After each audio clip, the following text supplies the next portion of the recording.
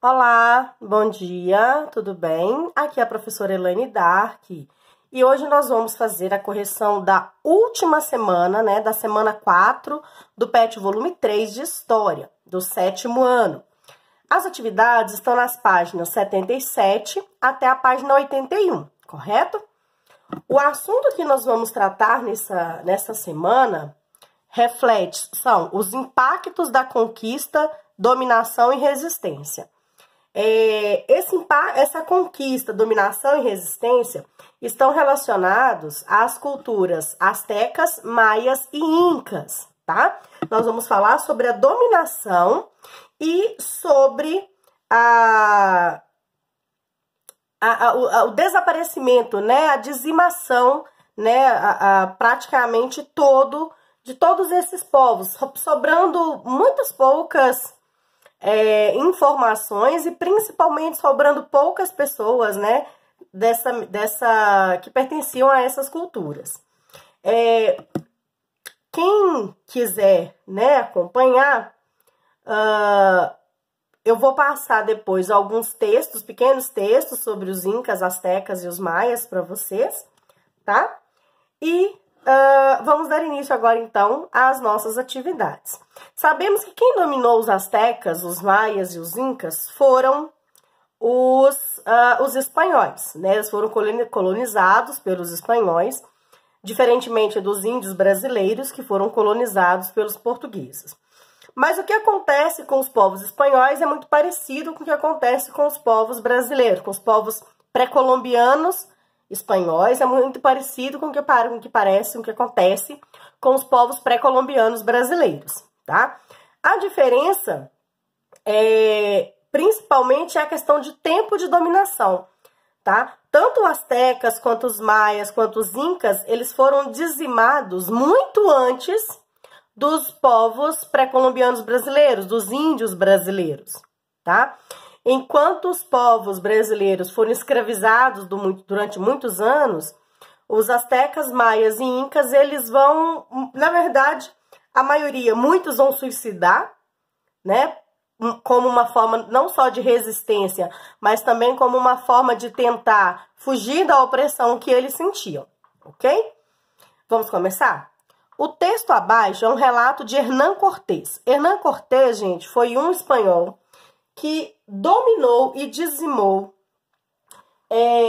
principalmente os povos astecas e maias, tá? O Francisco Pizarro, que também nós vamos falar um pouco, ele dominou a região dos incas. Continuando. O texto abaixo é um relato de Hernán Cortés, conquistador espanhol que foi um dos responsáveis pela conquista e dominação da civilização asteca. Leia o texto e, em seguida, responda as questões abaixo. Então, uma informação importante é que nós sabemos que Hernán Cortés, que era um conquistador espanhol, ele praticou a conquista, e dominação da civilização asteca, correto? Fiz com que limpassem aquelas capelas, pois estavam cheias de sangue do sacrifício que faziam. Capelas, gente, no caso, para os astecas, os maias e até mesmo os incas, eram os templos que eles construíam, mas como o Hernán Cortés era católico, então ele chamava de capela, ok? Em lugar de ídolos, mandei colocar imagens de Nossa Senhora e outros santos, apesar da resistência de Montezuma. Montezuma era o líder dos astecas. Eu os fiz entender quão enganados estavam em ter esperança naqueles ídolos, e que deveriam saber que existe um só Deus, e que a este é que deveriam adorar. As estátuas desses ídolos são tão grandes quanto um homem. Diferença aqui, vamos lá. As imagens católicas que ele mandou colocar no lugar são imagens pequenas, Os ídolos que os astecas faziam, as imagens que os astecas adoravam, eram imagens do tamanho de um homem normal, tá? Vamos dizer assim, vamos supor que um homem de 1,5 m, 1,70 m, então eles faziam de acordo com o tamanho do ser humano, tá bom? E uma outra diferença bem grande entre os dois povos. Enquanto os astecas acreditavam em vários ídolos, porque eles tinham vários deuses, eles eram politeístas, os espanhóis, por serem católicos cristãos, acreditavam em um único Deus, em um só Deus. Quanto um homem. São feitas de sementes e legumes que comem moídos e assados com sangue de coração de corpos humanos, os quais arrancam do peito vivo. Cada coisa tem seu ídolo, ou seja, cada coisa tinha seu próprio Deus. Assim há, por exemplo, um ídolo para a guerra, outro para a colheita e assim por diante. Esse é um texto, né, do Hernán Cortés. O livro chama A Conquista do México, ok? E ele foi traduzido há muitos anos atrás, em 1986. Ele é um livro bem mais antigo, tá, gente? Ele não é de 1986, não. Essa data aqui é a data de tradução dele, porque ele foi escrito em espanhol. O que o relato nos diz sobre a cultura dos povos astecas? Os astecas possuíam templos, faziam sacrifícios humanos, que no caso a gente pode chamar também de antropofagia, que é comer a carne humana. Adoravam vários deuses, um para cada coisa. Eram politeístas. As estátuas dos deuses eram feitas de sementes e legumes. Seus alimentos. Em resumo, o texto fala sobre a religião asteca. Tem um i a mais aqui. O que eu quero ressaltar para vocês aqui nessa questão, gente?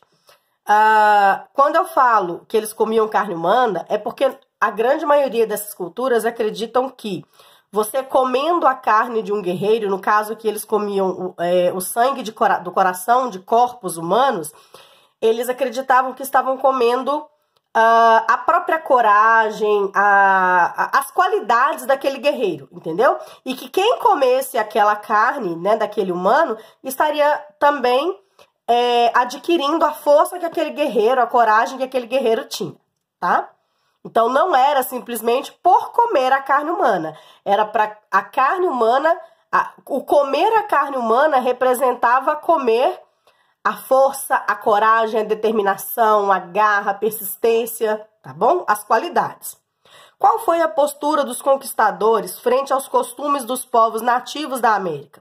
Os espanhóis sentiam repulsa aos costumes astecas e promoveram a aculturação. O que é a aculturação, gente?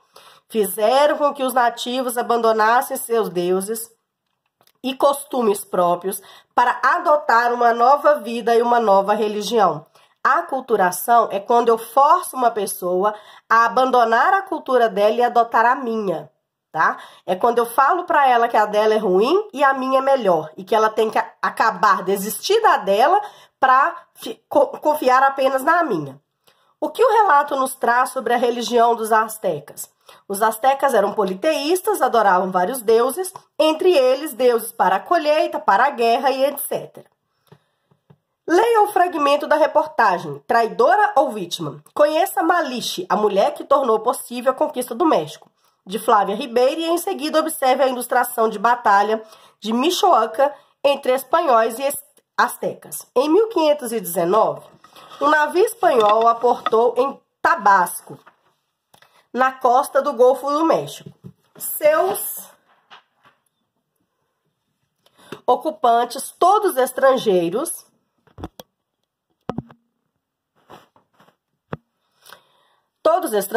receberam dos nativos diversos presentes de boas-vindas. Pães, frutas, aves, ouro e pedras semipreciosas foram entregues aos desconhecidos navegantes. Entre os regalos estavam 20 mulheres escravas. Elas deveriam preparar-lhes a comida e, claro, prestar outros favores que tornariam sua vida ali mais agradável, inclusive sexuais. Entre as escravizadas, uma virou polêmica. Fluente em maia e asteca, a moça serviu de intérprete para os estrangeiros e os ajudou na comunicação com os índios locais. Chegou a ter um filho com um dos europeus, o mestiço Martim. É considerado o primeiro mexicano da história. Malinche, seu nome, continua a ser considerado uma traidora, espécie de Judas de sua nação. Seu envolvimento, afinal, foi com Hernán Cortés, o homem que destruiu o Império Azteca e deu início ao extermínio do povo de sua própria amante, que é dos maias. Então, aqui nós temos a imagem, né, a batalha entre espanhóis e astecas. Essa é uma ilustração de 1892 do Códice de Tlaxcala, tá? Vamos lá. Qual o assunto principal do texto? O que se trata nesse texto, gente? Qual que é o assunto? A chegada dos espanhóis na região do México e seu envolvimento com os nativos, em especial com uma mulher chamada Malinche, que teve um filho com um espanhol e foi considerada por todos como uma traidora. Observe a imagem 1, essa daqui, e descreva o que está sendo representado nela. Como a própria legenda nos diz, é uma batalha entre os espanhóis e os astecas. Quais grupos sociais estão representados na imagem? Colonizadores espanhóis, são esses aqui a cavalo, correto? Com nativos astecas, são todos os outros da imagem. Busque identificar os grupos que se enfrentam. Os astecas estão, vamos lá. Aqui os astecas, eles estão com arco, flecha, escudo, perdão, deu um espaço aqui, escudo, roupas feitas de tecido em cores neutras e a utilização de penas. Então, aqui nós temos os astecas, nessa parte de baixo, ok? Os espanhóis estão a cavalo, com espadas e escudos. Além da guerra, quais outras formas de resistência indígena podemos identificar na imagem?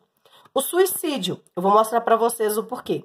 Os nativos se enforcavam e até mesmo tomavam veneno para tirar suas vidas, acreditando ser a melhor saída para o fim de seu sofrimento. Como eu disse para vocês, não era eles faziam para reivindicar, né, como forma de tentar diminuir o sofrimento deles, mas também era uma forma que eles encontravam, pelo menos morrendo eu paro de sofrer. E eu vou mostrar para vocês aqui na imagem. Aqui nós temos um homem, né, que se enforcou, e esse homem é a imagem do suicídio, né, de uma das formas de tentativa de fugir do sofrimento que os espanhóis causavam a eles.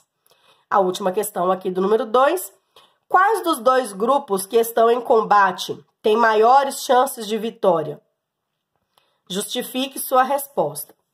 Gente, por que que eu vou... se a gente olhar pela quantidade de pessoas, a gente vai falar que são os astecas, né? Porém, quem tem a maior possibilidade de vitória e que venceu, na verdade, são os espanhóis. Por quê? Por terem melhores armas e treinamento de guerra mais aprimorado.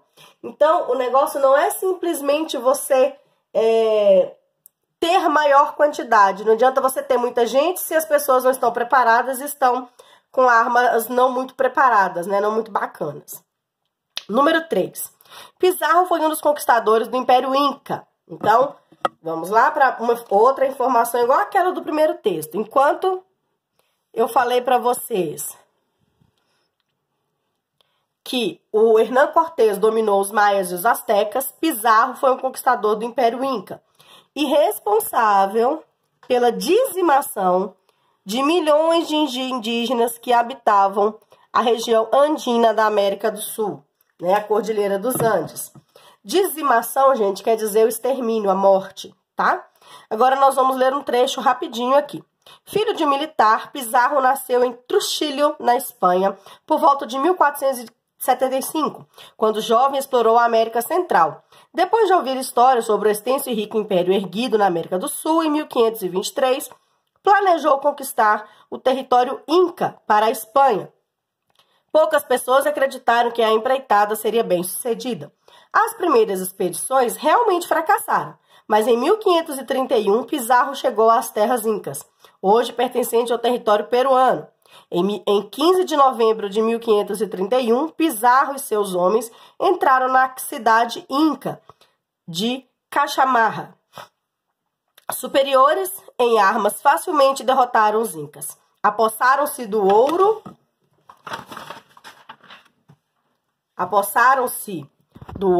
e da prata e mataram o imperador. Em seguida, conquistaram todo o território para constituir o atual Peru, onde está o atual Peru.